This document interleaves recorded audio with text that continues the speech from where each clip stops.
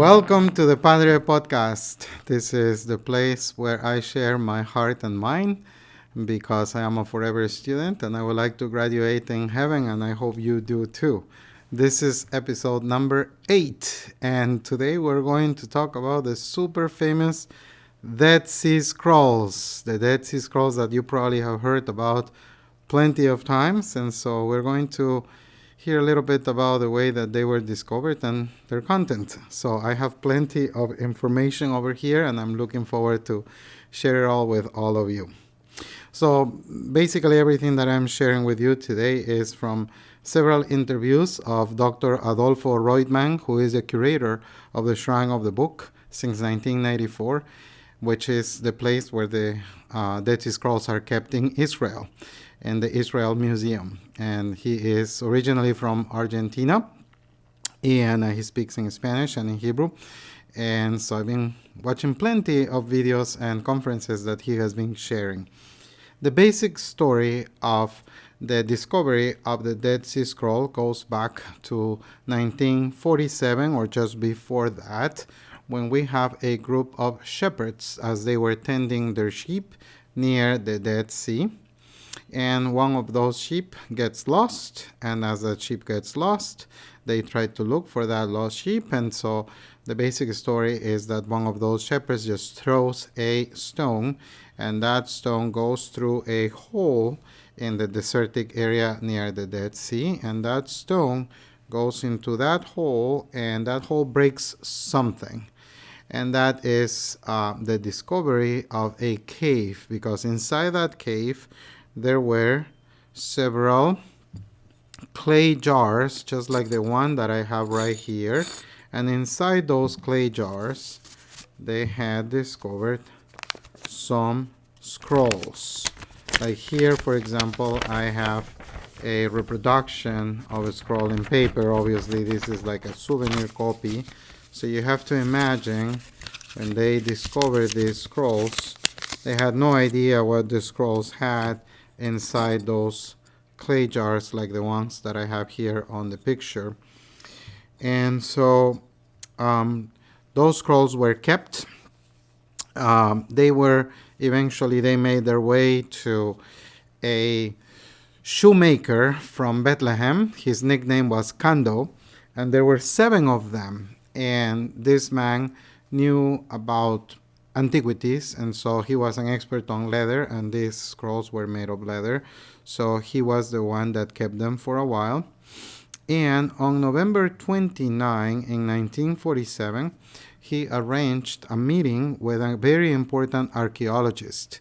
His name was Eliezer Sukenik.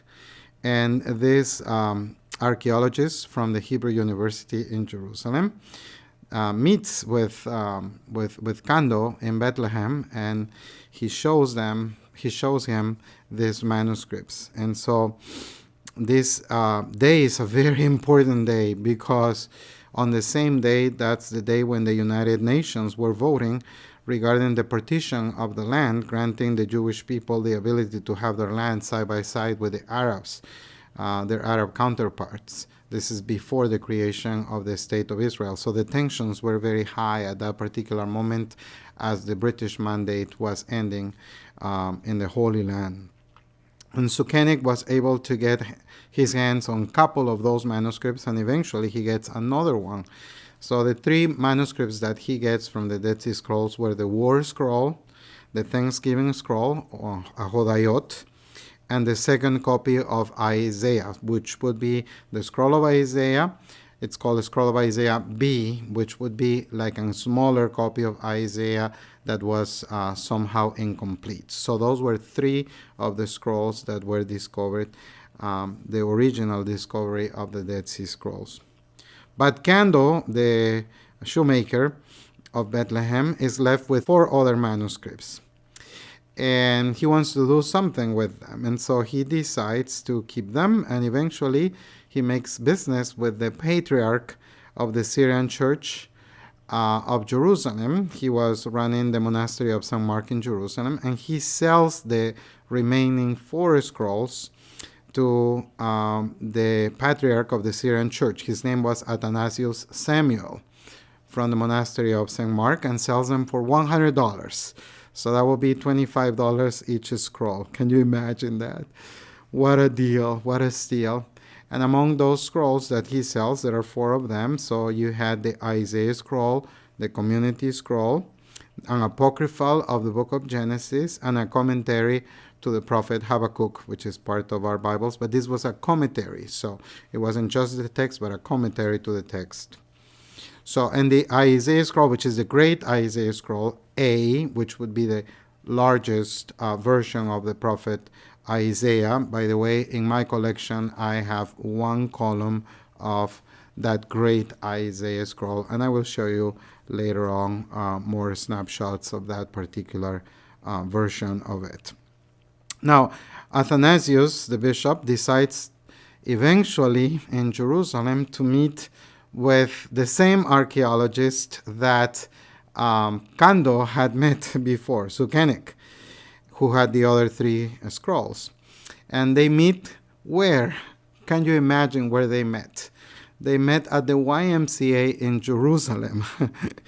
And the archaeologist Sukenik sees the manuscripts and realizes the importance of this text. And actually, in his diaries, he says that most likely these texts are from the Roman period, from the 1st century, around the time of Christ, even though they are all Jewish. And he asks Athanasius if he could take them home to study them and then eventually give them back. And that's exactly what he does. So those other texts, he takes them with him, and so studies them, and then eventually gives them back to the patriarch of the Syrian church.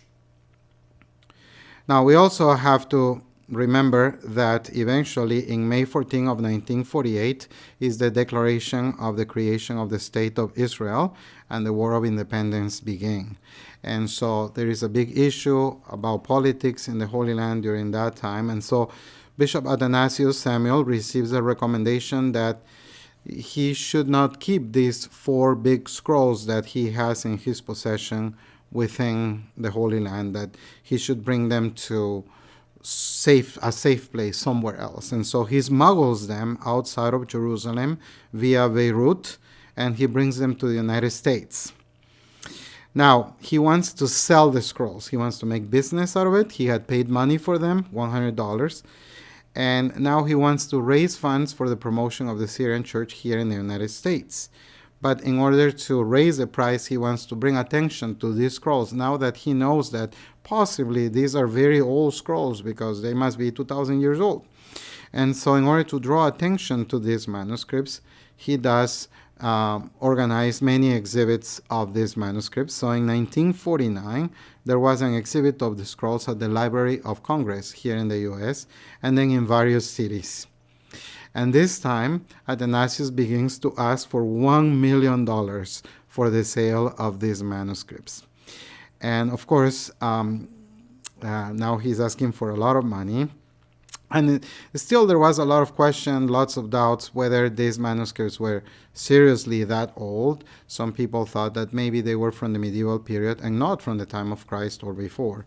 And so Bishop Athanasius was not successful as selling the scrolls for $1 million. So he puts them in a safe.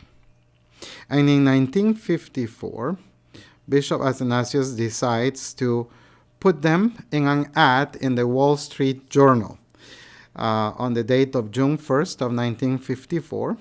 And he puts the 4 scrolls for sale in a little ad, which is the beginning of this day's Padre podcast intro.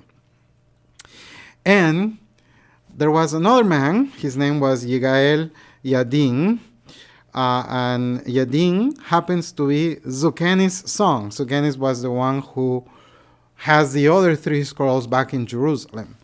And Yadin happened to be in the United States. He was in Washington, and somebody else brought to his attention, hey, by the way, there is this Bishop Athanasius who is selling the Dead Sea Scrolls and put an ad on the Wall Street Journal. Maybe you may want to take a look. Probably you may want to buy those scrolls for your dad back in Israel. And there were issues because maybe Bishop Athanasius didn't want to sell them to the newly created state of Israel. And so they started to bargain. Finally, they brought the price down from $1 million to $250,000. And so Yadin was able to get $150,000 from a rich American Zionist Jew, and another $100,000 from the state of Israel, which he borrowed. And it sounds like he never paid it back. But anyways, he was able to come up with those $250,000 and purchases those 4 remaining scrolls. And those scrolls made him back to the state of Israel. And then finally, they come together with the other 3 scrolls. And so the 7 scrolls are displayed once again together in February of 1955. The state of Israel announces the 7 scrolls being in possession by their Israeli antiquities authorities.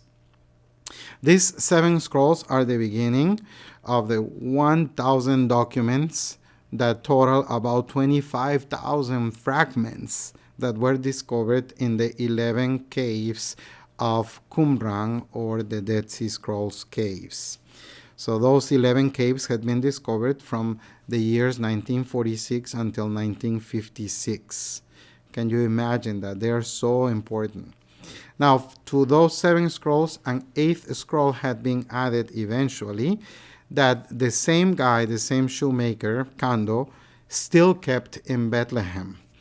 And he kind of smuggled it and kept it under the tiles of the floor of his house. And it was during the 6-Day War in the 60s that the Israeli troops entered into his house, and they confiscated, paid for it to $105,000 for the scroll that he was keeping in a shoebox under the floor of his house. And that was called the Temple Scroll. That was also made part of the Dead Sea Scroll collection that now is kept in the Shrine of the Book in Jerusalem. Of all the caves where the Dead Sea Scrolls have been discovered, the most important or the most well-known is cave number 4 that you see right there, which is near the compound of the Essenes that most archaeologists believe were the community that wrote them. And in 2021, there was discovery of a last cave where some last scrolls were found, this time in Greek because the majority are in Hebrew. And the very last discoveries were in Greek from the prophecy of Nahum and Zechariah. We have to remember that the majority of the text of the Dead Sea Scrolls that have been found have been in Hebrew. All of them are about 1/3 are biblical text from the Old Testament. There is nothing of the New Testament in the Dead Sea Scrolls.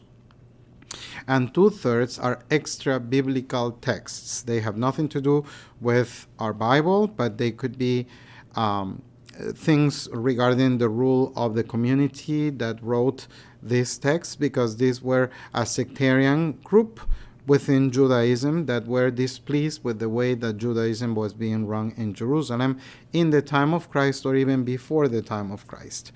They had a lot to do with Judaism, but like I said, the majority of the text was non-biblical. Only 1/3 of the content of the Dead Sea Scrolls were biblical. Now, why the Dead Sea Scrolls are so important? They are so important because of the biblical texts that were found in the Dead Sea Scrolls. They date to the time of Christ or before the time of Christ. And until the discovery of the Dead Sea Scrolls, the oldest texts of the Old Testament that were available to us were from the medieval period, only from around year 1000. We're talking about the Leningrad Codex. We're talking about the Aleppo Codex. So we could only trace back the biblical text of the Old Testament to about 1,000 years ago. But with the discovery of the Dead Sea Scrolls, suddenly we were able to jump back in time another 1,000 years, so that we will not only date back to the medieval period, but even to the time of Christ and even before the time of Christ. That's why the Dead Sea Scrolls are so important for biblical scholarship. Please stay tight, because what I'm about to do is we're going to switch cameras, because we're going to take a look at the Dead Sea Scrolls that I have in my private collection here at the Bible Museum. And you're going to see the scrolls that I have, and I'm going to be reading from the biblical texts that those scrolls contain. So here I have my private collection of copies from the Dead Sea Scrolls, from the Psalms, and here I have some of the jars copies where the scrolls were found, and here is the scroll of Deuteronomy 5 of the Ten Commandments. I will be reading it in a little bit.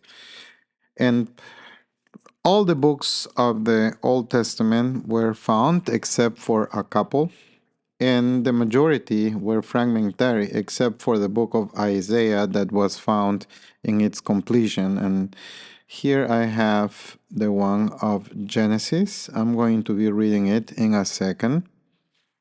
And we are going to see now the scroll from Prophet Isaiah, only one column, Isaiah 52. And this was the most complete scroll that was found.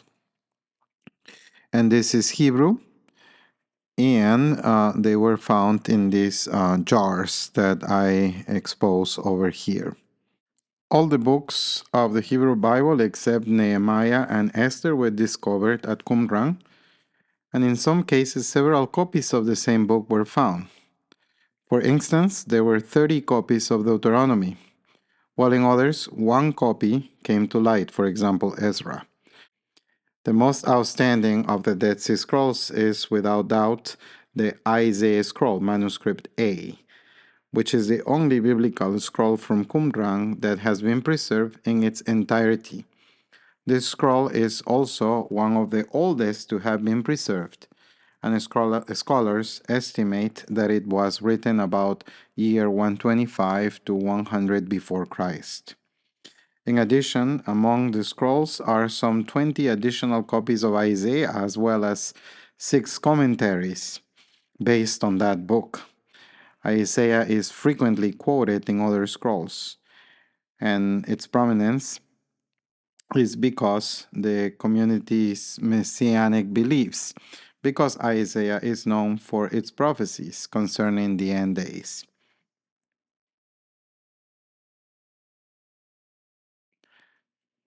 The Ten Commandments Scrolls, Deuteronomy 5. I am the Lord your God, who brought you out of the land of Egypt, out of the house of slavery. You shall not have other gods besides me. You shall not make for yourself an idol, or a likeness of anything in the heavens above, or on the earth below, or in the waters beneath the earth. You shall not bow down before them, or serve them. For I, the Lord your God, I am a jealous God. And it continues. The Genesis scroll, which dates from the middle 1st century before Christ.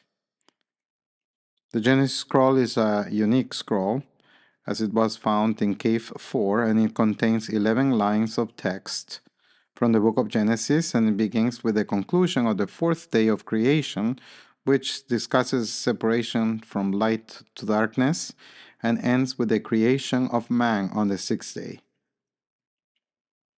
God saw that it was good. Evening came and morning followed, the 4th day. And then God said, let water teem with abundance of living creatures, and on the earth let birds fly beneath the dome of the sky. Now we jump to verse 26. And then God said, let us make human beings in our image, after our likeness.